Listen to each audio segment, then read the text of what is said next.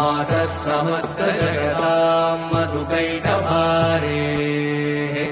वक्षो विहारिणि मनोहर दिव्यमूर्ते श्रीस्वामिनिश्रितजनप्रियदानशीले श्रीवेङ्कटेश दयिते तव सुप्रभातम्।